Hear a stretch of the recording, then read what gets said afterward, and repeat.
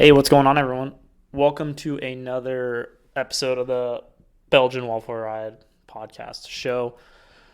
We're going to keep it going with catching up with our award winners. And on this one, we're going to chat with KUDOS award winner Alison Tetrick. There were two KUDOS award winners this year at the Belgian Waffle Ride. And first, we're going to jump in with Michael.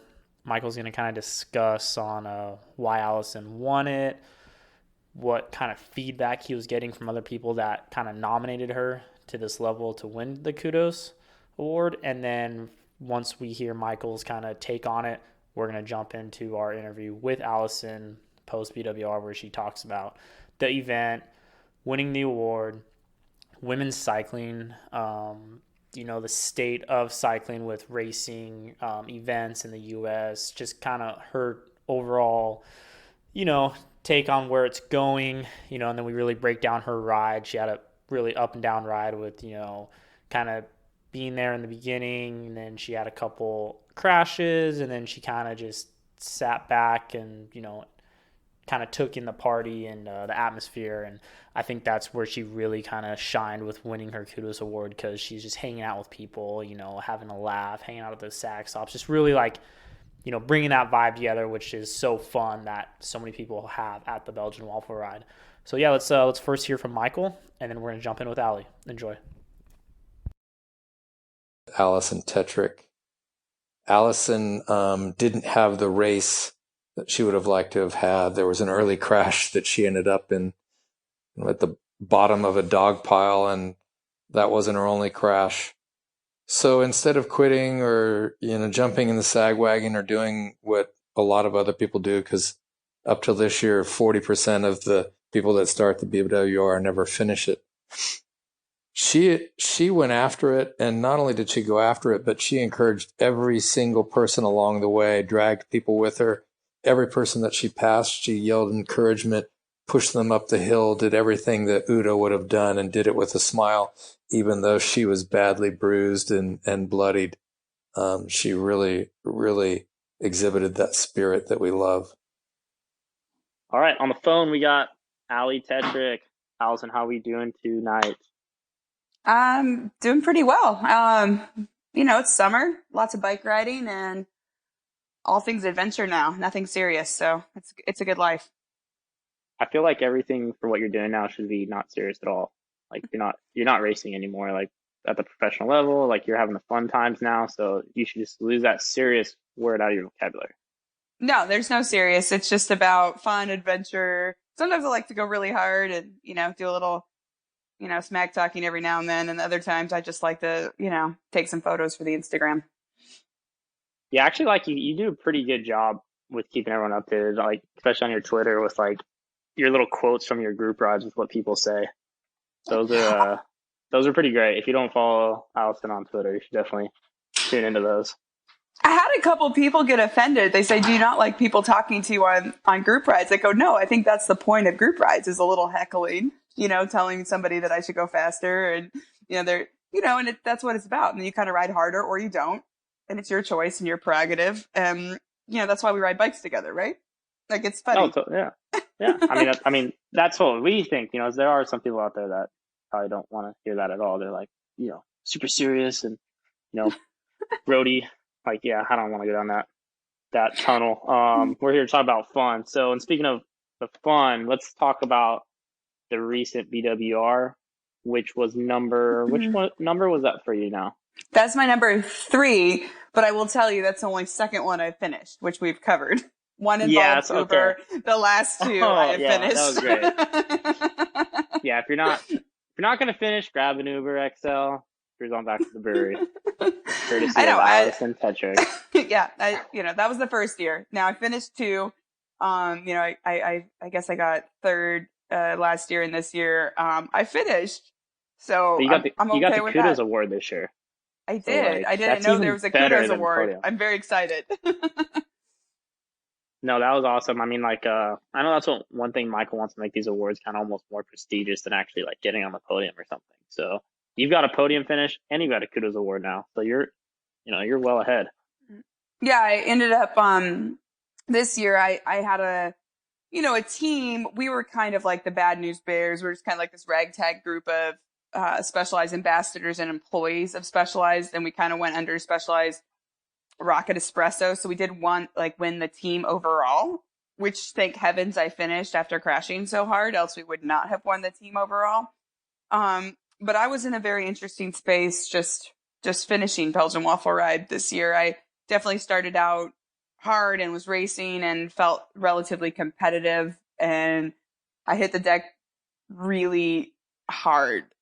And if for anyone that knows my past in crashing and concern about that, I needed to reset a bit, and it took a while. Like, I kept going hard and still in good contention, but then I realized I needed to make sure I took my health very seriously over any sort of results. And then I just kind of joined the party bus, and I had a blast. So it was a really fun year, although challenging due to circumstances. So, like the kind of like the summary of what I heard about that, I was like, you were taking it very seriously. You're trying to be all racy, and it caught up with you, and then you decided to join the party bus and you had a great time. Yeah, exactly. Like when I hit some sand sections and I ended up, at the bottom of a pile of a lot of people, and I'm like, I sure hope that's a clavicle I feel, because this is really sharp and hard, and turns out it was actually probably a chain ring. I was wishing it was a clavicle at that point. Yeah, so I'd like chain ring marks all the way from like your hip bone all the way up to your chest through your rib cage. I was just like bleeding everywhere, and I'm going, rad. And then I was, you've been a professional bike racer. I've been a professional bike racer. So I had a moment, maybe a couple tears. And then I'm like, well, I'm just going to rally. I'm going to do this. So I like bridge back up to the group, and they're looking at me going, you're not okay. I'm like, obviously. Like, what was your first sign? You're just doing like that blonde emoji girl with like the hand sticking out, like, obviously, come on now. Yeah, like my elbow looks like it has a tennis ball growing out of it. My knee's gushing blood. Like, there's blood seeping through my jersey. And I'm like, obviously I'm not okay. And luckily I had a really good support team around me that were like, why don't you just cool your jets? Like, simmer down, going, fine. Like, just stop. And I was like, well, of course I'm not going to stop. And so we kept going pretty hard. What most people probably don't know is that I crashed again down Black Mountain, the sandy descent. And nice. Then I'm like, all right, now I'm done. Like, I can't handle any more of this. My body's kind of toast. So I entered a little bit of a la land space for a while, reevaluated all my life decisions. And then the party bus sounded super fun. I like it only took 2 crashes to get to the party bus. Like, we got to like minimize those 2 crashes and just start you on the party bus. Yeah, it was like 2 crashes, 60 miles in, and then I'm like, where's the frickin' tequila? It is it is Cinco de Mayo. I did find tequila. I found the beers. I mean, it was okay after that. So let's backtrack a little bit, backpedal. I want to, maybe for people that haven't been there or people that have been there, like, you've done a ton of races. You've done the biggest pro races, you've done racing in Europe, whatever. Everyone knows what you've done. But so can you kind of explain almost like the setting of BWR? Like when you like roll up, obviously it's a little earlier start time for you than like, professional races. But like, I mean, what's kind of that vibe like? Are you in a hotel close by? You're up early? Like what are you doing for breakfast? Like kind of rolling up. Are you stoked? Are you nervous? Is there like a fun atmosphere? Like, how about you break that down for us? I do. I'd like to say I'm not nervous, but there's a sense of nerves. I mean, there's a lot of people on that start line, and a lot of people want to go fast in whatever particular section they want to. So to see the end of the pack, it takes a while just because so many people love BWR, which it's a great event. I do stay at the hotel that's really close by, so it's within a mile. So I just roll from my hotel. And, I have done that professional bike racing thing for a long time, so now I'm not super stressed about breakfast or preparation as long as I have coffee. And I think this year I had a piece of banana bread or something. I mean, whatever the hotel had, I was like, yeah, that looks fine. Like, let's put something in my stomach and I'll be fine, and fuel on the bike. So I did, I packed the food on the bike. So you didn't do like I just want to hold on, sorry to cut you off. You didn't do like a huge breakfast, or, I've got my oatmeal and my bag of whatever. Like, you're just like, I'll be fine, little snack, and then just eat on the bike. Right, because doesn't that start at 7? Is that right? Or It earlier? starts very early. So I have a It could rule. I have, don't get yes. up early. So I like if it starts at That's good. I like 7, that. there was no way I was getting up before 6. So like, why get up so early? I don't want to. And I mean, I'm an 8-minute bike ride or 6-minute bike ride to the start. So I want to, but you can't have a lot of food in your stomach because that would hurt. Because the start, as you know, it can be hard. So I No, just preferred it's it. fast Yeah. for sure. There's no like secret about that. BWR is a fast start now. Yeah, it's fast. So if I wanted to prepare like I was doing a spring classic like Flanders, yeah, you want to eat 3 hours before all this stuff, but like I'm not getting up at 5 or 4:30 in the morning. So I set my alarm for like 6:15, have a cup of coffee, like a bite of food. I'm like, well, guess I'm going to have some goose because I would prefer sleep over, So that's being not stressed. a bad little pro tip right there. Yeah, I mean, I think if you're going to eat a substantial amount of calories, it needs to be within, 2 or 3 hours before. But I found in my career that the biggest benefit is eating a good dinner, like relatively early, which I did not the night before. But if you want my pro tip, you should do that. You eat 5 or 6, 7, and then you have plenty of time to digest it. But there's really nothing you can put in your stomach in that morning. Your glycogen stores should be full. So, you can only eat 250 to 350 calories, which isn't much. And you should be fine. But then you just have to remember if you do that, you need to be fueling early. And the first hour is really stressful. So it is hard to fuel early there. Also, it's early in the morning. And, you might not be like sweet vanilla gel right now. But So it is beneficial. no, definitely. So how was kind of getting to the start, and we kind of touched on like it is pretty fast. Like, did you notice this year any faster, different from like last year or the year before? Obviously last year was the same course, so you can kind of gauge on Yeah. that. But like, did you I feel felt, yeah, any difference? the start was much faster this year than last year. I felt like last year was a little more neutralized for a bit. This year, I'm like just talking and suddenly I look up and I'm like, oh man, I gotta go. This is, this is super stressful because you look back and like I said, you don't see the end of the pack. So you're like, Yeah. I have to actually be going really hard. So I felt like this year was harder than normal, or at least than the year previous on the same course. And then when you hit the 180 and to go into the single track, the other, fun factor was that like rock pit we all rode through. I was fine through it, but a lot of people were not. Like you just see Yeah, that flat was new this tires. year. Yeah, that was a fun addition. Super fun. Surprise. I didn't expect that. And all of a sudden I'm like, well, I'm riding it. Like I was probably like top 50 at that point. So you're like, well, I guess I'm riding through the rock pit because surely my bike's going to handle that. And it did. It was fine. But then you get into the single track and it's stressful. There's a lot of people fighting for position and sometimes like unnecessarily so, because once you get on that single track, like it's probably not the time to be passing people. It's, you are where you're at. And then there's a lot of road. There's a long day ahead of you, but people get excited. So I found it, yeah, very stressful.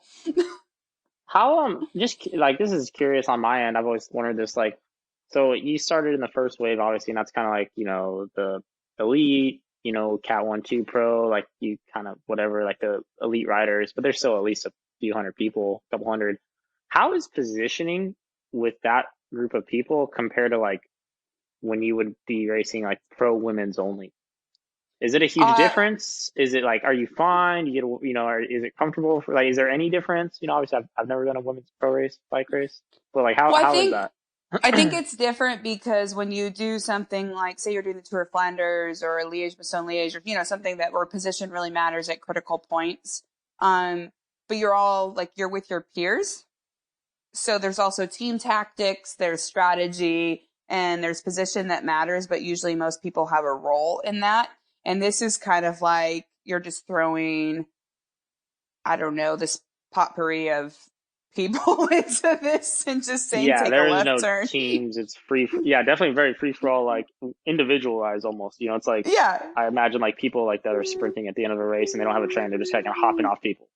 Yeah. So So there's that's a a good way to little put it. less, yeah, it's a little more mayhem only because there's not like an ultimate goal, because maybe a couple people have teammates, but in all reality, it's everybody's like just mercenaries, right? They're like, sweet, I want to do as well as I can. You're like, but that's not how you, okay, never mind. That's how you do it. So it's fine. It makes it interesting and dramatic and, but after that first part, as you know, it sorts out because Yeah. no one can maintain that effort for the entire time. And it can be, you have to be calculated. You have to fuel appropriately and pace yourself. But, everyone always feels like $1,000,000 at the start, and I'm looking at some of these people. I'm like, oh man, just like chill out for a sec. Yeah, Like, simmer down. there's a long climb coming up. Like, Yeah, we'll you're be not going to good. be there. Don't worry. We'll sort it out. But, everyone wants to be excited and enjoy it. And I think that's something that's cool about the event, is that people are amped and excited to be out there. And everyone, I guess one thing that's interesting about BWR is there's something on that course for everybody. I'm going to tell you the U-turn into the single track is not the part of the course that's for me, but That's nor tough the part. single track, Because nor it's the like a single track, nor the downhill sand. coming up. Yeah, that's it's one thing to have like a fine. It's funny, like the way I look at it. Like you almost have like that, in racing, like the turn before like the start of a climb or like the last finishing climb. Like usually like that race to that corner is kind of towards the end of the race, and so it's like Mm-hmm. almost like a little depleted field or like something like that. But like BWR is like very early on, so everyone is very fresh and very full Everyone's gas fresh. to hit that corner or that to get on that single track first. Yeah. And it's a little angsty, I mean, there's a lot of stress and pressure on and it's fine. But, later on you pass people that like box you out somewhere and you're like, hey man, how's that going for you? And they're sitting on the side of the road cramping. You're like, you good? You need anything? That looks painful. But I think that's fun though, because it does like offer that potpourri or whatever, like for everybody, and it is fun because everyone wants to. I'm gonna throw back to like, what was it, 3 years ago at BWR where you decided just to shred that section, or was that the last year? And you did that for That fun? was that was really. I think me and Neil did that together because I knew I Yeah. didn't have like the legs to go the distance, so I was like, we'll just make it fun for the first part. And yeah, I think no, that was like the last year. I think when I in the tank top year. Yeah. And So yeah, so, that I was really mean, fun. so That was like an my race right example, there. yeah, you did it. So that's what's kind of fun, because there could be like, you can climb Black Mountain, which is a long climb, and that could be your jam. You can like bomb single track, that's your jam. You can bomb a sandy descent, that's your jam. I mean, people find all parts of that course that they just want to rip. And, the places I want to rip may not be those You want to rip sections. that bottle of tequila. Yeah, That's exactly. I'm like, where's the tequila? Where's a really long climb? Where's something that's really hard and like windy and sticky, but not technical? Like, where can I go hard there? But it's fine because I think it makes everybody, have fun on their certain sectors of the course, and that makes it interesting and stimulating throughout the day. no, definitely definitely is a little something for everyone throughout that 155 miles or distance, whatever it is now. Speaking of that, so let's talk kind of like go over your bike real quick. What did you, because that was obviously a big talking point for us with going into the event. What were you going to ride? Depend on, I mean, not just you in general, but like everyone we talked to, like the skill level you have or like what you feel comfortable on. So like, what did you end up coming together with for your setup? So I actually got to ride a brand new bike that Specialized launched that just had won the Prix-Roubaix. So I rode the new Roubaix, which has the Future Shock 2.0, so you can lock it out, which is pretty cool. So it still like offers some cushion travel on the headset, but you also can lock it out for those pavement sections. So it's super aero, really light. I think my bike was about 18 pounds, and that's with the Future Shock with it. But on that tarmac, yeah, oh my God, on that tarmac section, you could, it rides like a road bike, really smooth, fast. It's more aero than the Specialized tarmac. but then you could also loosen up the shock when you hit all those rocks around Lake Hodges, things like that. So you have some suspension, which I found really useful, especially just for my comfort and skill level. It was amazing. I rode carbon CLX 32 wheels, I rode 28 millimeter Roubaix tubeless tires, no flats, no problem.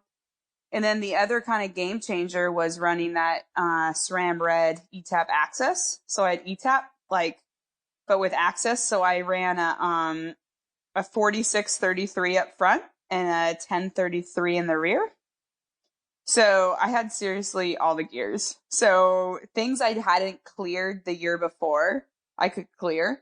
And then also just have more fun clearing it. Like, you're not as like, oh my God, there's this, when you cross the river and you look up, you're like, I don't know if I can ride that. Like, I could ride those things. And I'm not coming from a mountain bike background, and I do gravel, but gravel's not as technical as some things that we encounter at Belgian Waffle Ride.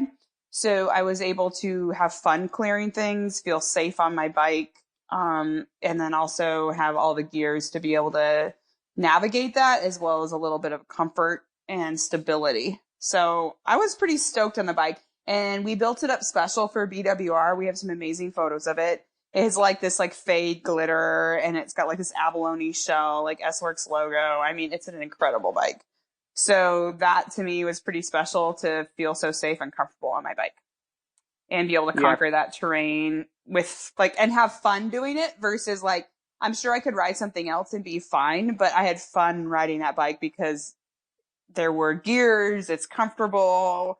You're not just manhandling a bike and trying to make it work. I feel like you just created a new tagline for your the tires you ran. No flats, no problem. Yeah, exactly. That's perfect. So overall, you think that was the bike? Were you nervous at all? Is thinking of is this gonna be the right tires, or is this the right decision? Or were you pretty confident going in? Yeah, this is gonna be it? Did you come out of it pretty good? Yeah, I was really confident with the bike. And the team I came in with, Specialized, we all rode similar bikes, at least the women, and I felt confident and safe too, just for me and my skill level and what I excel in. I felt like that was a really good setup, and if I ride it again next year, it's going to be the same setup. I feel like that was pretty amazing, and I just think BWR is a strange beast, because you need to set up a bike that can tackle what it's getting thrown at, whether it's sand, sharp rocks, river crossings, and then a lot of pavement. But then you also need it to last, so some sections, the year we joke about Uber, I had a great road bike, but it just blew up, and it's it couldn't handle what we were throwing at it. And so this one, I felt confident that the bike was fast, aero, light, good gearing, good tires, but also could handle the whole mix of terrain that's just getting thrown in your face. And so I would run the exact same setup again, because no issues there. Perfect. Next thing I wanted to kind of chat about with you, obviously BWR did a big push this year to really kind of get more women on board. They did 2-for-1 sign up. Monster came on board with the bigger women's purse. Mm-hmm. They really did all these different things to get more ladies out there. Did you see a difference? Do you think more girls were out there at the end of the day? I mean, how did you kind of, view that, obviously being a girl, Yeah, I mean, every time I enter an event like this that really supports women's cycling and does it legitimately and authentically, it's not for show, it's just really legitimately trying to push for women's cycling, I see more women showing up, which I'm going to be honest, makes it harder for me to win, because the field gets stacked up and you're going, oh man, my day just got so much harder. But I think it's so awesome, because you're making it this amazing sport that creates this opportunity for women to showcase what they can do out there. And especially these long events, we really can do well and push each other, and it can constantly raises the ceiling and the roof of women's cycling. So I really loved what BWR did with women's cycling in general, and to see so many women out there just either fighting to win, fighting to finish, fighting to just show up. I think that's incredible. And I think it starts a lot with grassroots. So it's the women that race professionally or are making this their career to support other women that even if they may come and challenge your podium position, like to still support them and create an environment that's cohesive and inclusive for more women to be inspired to get out and try it. Because honestly, it's just a challenge. It's not anything we can't do. It's just a challenge to get better at something and to show up. And so I think that that's a good call to action to both men and women, that it starts at grassroots and just not making it like BWR is this thing that is so scary and it's something that's inconquerable. It's something that like we all can do, whether you're just trying to finish or to win. It's just a matter of showing up, preparing, and joining like the bike party. What just like out of curiosity, like, you know, what do you think could be done? You know, you saw, okay, obviously more girls at BWR, they push to get more girls on board. Like, is there anything else that you see that could be done or, from, a different standpoint to maybe get more girls on board? Or do you ever like go out there thinking like while you're riding, like, oh, maybe if this was done or someone did this to get more ladies out there?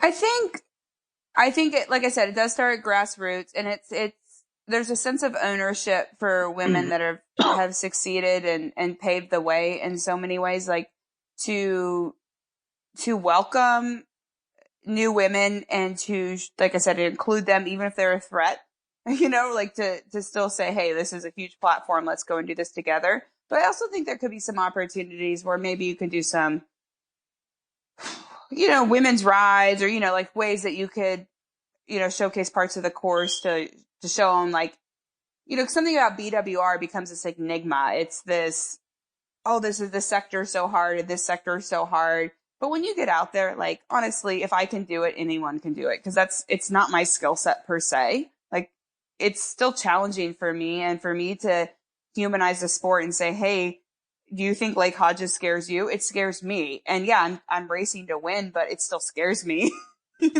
Like we're all in this together. And so like maybe just to show that it's not as scary as everyone's saying, like it's actually really doable. It's just a matter of putting mind over matter and having good equipment and preparing. But other than that, it's just pedaling your bicycle, and pedaling your bicycle should be fun and easy in a way. Like, so maybe it's a couple rides or mentoring. And I think it's for, like I said, men and women to reach out to people to include them and not make it like this, whale of a thing that you can't do, but it's just a matter of understanding how to prepare and then just like going to finish and have fun and find the tequila, find the beer, and eat the waffles. Eat the waffles and drink the tequila. I do know, I talked to Michael and he did mention that he's thinking about maybe doing like, because, BWR puts on like the survival camp. And he was talking about possibly including a women's only camp for next year as well.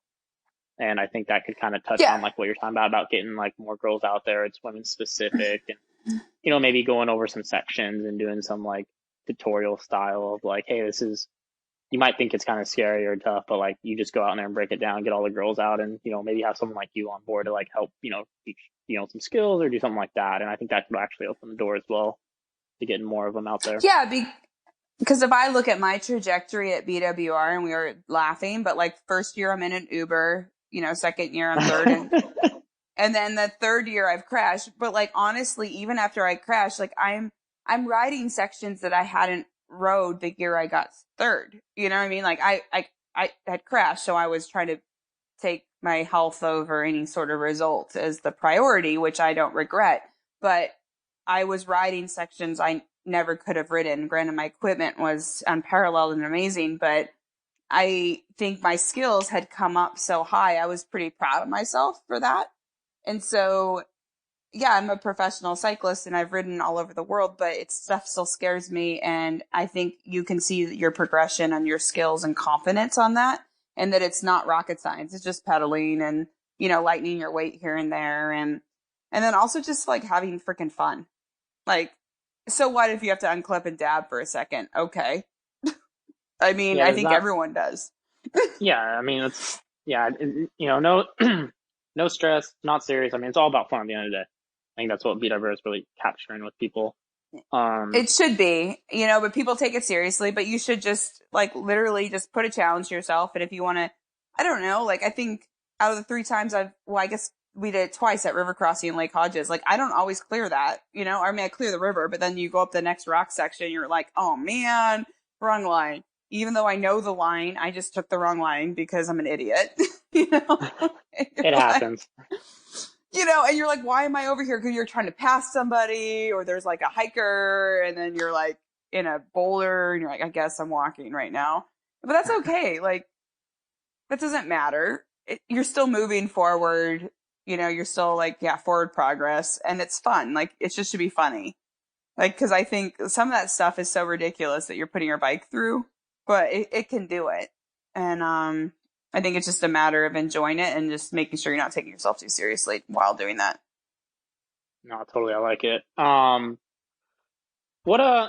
obviously, you did the pro bike racing thing. You've, obviously been around the sport. You do a lot of events.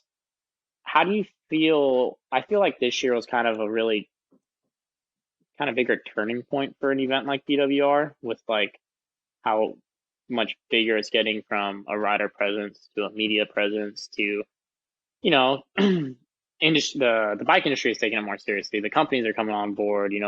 I mean, we had a World Tour rider this year. How do you feel like that trajectory is going within the U.S. Calendar, or just kind of the state of bicycles and bicycle racing and bicycle events over here? Like, do you see this just keep going down that path of like these events being popular, and that's kind of becoming the future? Like, what's your 2 cents on that? Yeah, I think if anybody tells me gravel racing, or I'm not going to call BWR a gravel race per se, I'm going to call it like an adventure race, or, like it's kind of a mixed terrain of event. So these kind of adventurous races that are very popular these days are definitely gaining momentum. And I think when people tell me, oh, it's going to plateau, and I'm like, no, it's not plateauing at all. Like, I think it's continuing to grow. It's definitely egged on the industry to create phenomenal equipment and continue innovation to make bikes that are still road performance, as well as to tackle a course that offers, challenges like something like BWR does. And I think that's going to continue to grow. And these World Tour riders, and I will tell you, I was a World Tour rider the first year I did BWR, and I didn't finish, but I was a World Tour rider at BWR. And it is, I think it's a really good way for these teams with these budgets and these riders that are on salaries to connect with the fans and still do a course that is, if you go hard, is so freaking challenging. And it's challenging even if you're just trying to finish. But if you're racing that thing, I mean, that is probably harder than a lot of races I had done in my career. It's just never ending, and there's just so much thrown at you. It's like everything but the kitchen sink. And so I think that's going to continue to grow because it's a way for these big teams to kind of take their riders off of this platform of racing these pro tour events that they don't connect with their fans, and they can go and just do a mass start ride with 2,000 of their new best friends and do the same course. And I think that is really good for cycling because it makes it more inclusive, and there's more opportunity for people to see what the world's best are doing. And then at the end of the day, we hopefully can all just drink beer and talk about riding that course. Even if you're a couple hours behind somebody else, it doesn't matter. What I'd like to see it continuing though is to make sure it's still fun and not so serious. Cause I don't really want to be like attacked by, teammates or team members and have like tactics. Cause that's not why I do it. But I think if we all just show up and we're just kind of freelancing and riding as hard as we can for as long as we can, or just trying to finish, and then we're all drinking beer at the end and telling our like war stories, I think that's where it can go. And if these big pros want to come in and do that, they A, get good training, and then B, get to connect with their fans, and then also get to just portray a sport that we all love. And so I think there's nothing bad about that. I think it's kind of awesome. No, that's awesome. That's a good way to look at it right there. before we wrap this up, any closing statements, anything that your 2 cents? I always like to say, like, or not say but ask, like, you've done this now 3 times, you've experienced it, you know what it's all about. That person on the couch that's maybe not in Southern California where they know the area, but Midwest, East Coast, or even out of country now, because people are coming from everywhere. Like, what, maybe they're like thinking about doing it, but they haven't really just pulled the trigger. Like, what can you say to those people? I think it's just about finding goals that inspire you. And if you want to, like, a kind of a crazy wild adventure on your bicycle that's a roller coaster of emotions, mental and physical ability, signing up for something like the BWR is a great bucket list event just to kind of experience it. And just to continue to find something that like makes you want to ride your bike every day to prepare for. And then when you get there, just like know that all the money's in the bank, you're there, there's nothing else you could do. So just have fun, because something I need to make sure I had to do this year at BWR just due to extensive amount of blood and, worried about my head and, injuries I might have had. I needed to make sure I was having fun. And I kept asking myself, am I having fun? Am I enjoying this? Do I want to be here? Yes, yes, yes. Okay. And I continued on. So like winning the KUDOS award was really amazing for that reason, because I wasn't racing anymore, but I was stopping a lot at the aid station. I was finding the tequila and the beer, and I was riding with some really good friends and a really good support crew. And that's why the notes got sent into BWR, because we were riding fast, but we were just stopping a lot. Yeah, those are so fun to do that like that. Yeah, we were having fun. And so we were passing a lot of people because I was hours behind. But I'm just passing a lot of people, but we were having a blast riding our bikes. And it was, there's 3 of us, and we are just having so much fun riding bikes and passing people that were pretty blown. And we're just, I've just had a peanut butter and jelly sandwich. I feel great. I found a Tecate, I found a tequila, and I'm feeling, I'm having fun. And that's what I was just double checking. Like, am I having fun doing this? And so, yeah, we were really encouraging and cheering on everybody. And we were like, choo choo, hop on the train. Let's do this, Cinco de Mayo, and we're just like yelling at people as we are passing them. And if they can hop on, fine. If not, no problem. And just being super encouraging. And granted, I was doing that for making sure I was like healthy and safe, but also it was fun. And that makes me want to come back or, engage in that community. So to remember, yeah, it's a race, there's results, but ultimately the process is so much more fun. And I know that sounds really cliche because so many people talk about, oh, it's a training, it's a process, but really it kind of is. Like, you're excited about doing BWR, then just go see what your bike and your body and your mind can do. But then every day you get to go train with your friends and have fun and like see parts of the course or not, or just study it, or just take out a bike and do crazy stuff on your bike. And then you get out there and then just have fun. Like, it shouldn't be about elbowing people out of a bike path. It should be about, cheering on your friends, because we're all kind of crazy, because it's a long freaking day in the saddle. That it is. That is a day. I know. We're all nuts, right? Like, what are we doing out there? I'm like, I don't even know. I stayed at an aid station for like 20 minutes, and I'm just like eating and drinking. I was like, I guess I could keep riding. Yeah. That could be like a new award of like, you have like a time punch card of like how much you're actually at the aid stations. And it's like, well, I rode for 6 hours, but I partied for 4 hours at the aid stations. Yeah. And that was really fun. That's why I think, though, the people I passed in the last 50 miles were like, well, she's so happy. I'm like, no, I'm having freaking fun right now. Yeah. And I'm really fast and I'm strong, but I am having a good time. And these people are my community, and I want to continue to invest in this community and into the cycling industry and, set a good example of what it should be. And yeah, there can be a pointing of the race, but the pointing of the race is really stressful. And this year, I guess blessing and a curse, I was injured and, fractured and all sorts of things, but I could then enjoy the back part of the race and have legitimate fun and stop and take photos and laugh. And, and then sections I was scared on, I just walked, because I'm like, oh, that looks scary. And I'm okay with that. You know, like choose health over results and choose fun over stress, and then ride your bike, you know, like the reason why you want to is to challenge yourself and go hard, but also don't take yourself so seriously. So, No, that's what it's all about. Just riding your bike, having fun, having a challenge, but having a beer or some tequila after and having a laugh with your friends yeah. or some new Or friends you made out during. there. Oh, shoot. So I not have Or had that no, during? and during. Okay. Shoot. All right. Well, thank you. Much appreciated for you jumping back on. You know, KUDOS award winner. We had to, of course, talk with you, and you know, we're gonna keep these going. So you know, I'm sure we're gonna get you back on here, you know, sooner than later, and you know, we'll just keep the conversations going.